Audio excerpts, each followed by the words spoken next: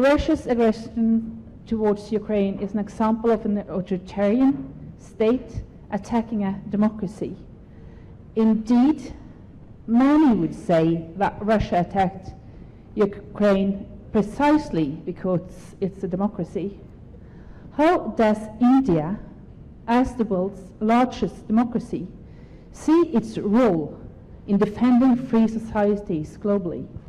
The conflict in Ukraine is concerned, we have a fairly clear position that has been articulated, a position which emphasizes the urgent cessation of fighting, which urges a return to diplomacy and dialogue, which stresses the need to respect sovereignty and territorial integrity of states.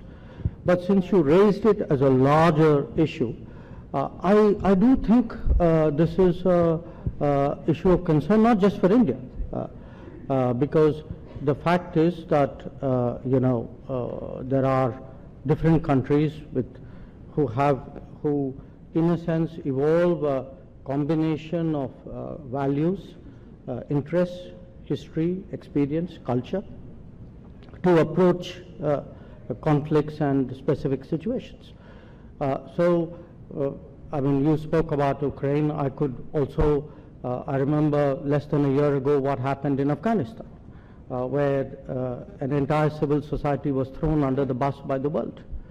Or we in Asia face our own sets of challenges which often, I would say, impact on the rules-based order. So, I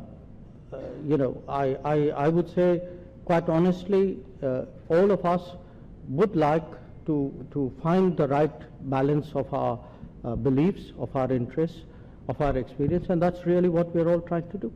And it looks different from different parts of the world. The priorities are different. That's quite natural.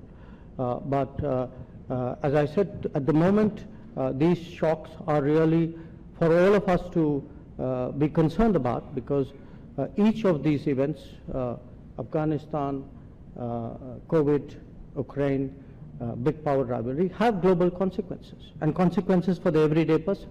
That the conflict in Ukraine is the dominant issue, if not among the dominant issues of the day. And it's a dominant issue not just in terms of principles and values alone, also in terms of the practical consequences of it, the knock-on effects. You have, I mean, in this part of the world, not just here, in Africa, in other parts of Asia, people are seeing the conflict play out in terms of higher energy prices, in terms of food inflation, in terms of disruptions of various kinds. So the truth is, there is really nobody who wants to see this conflict. I mean, there will be no winners out of this conflict. But I also stress, and I say this to you because both of you are my European colleagues, and I understand that at this moment this would probably occupy you to the exclusion of almost everything else. But there is also a world out there, and I'm very glad that you're sitting here in India, because it would remind you that there are equally pressing issues in other parts of the world. I mentioned Afghanistan.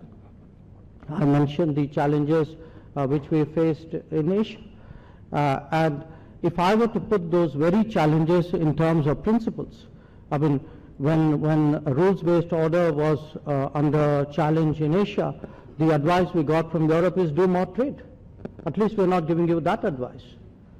And in terms of Afghanistan, I mean, please show me which part of the rules-based order justified what the world did there.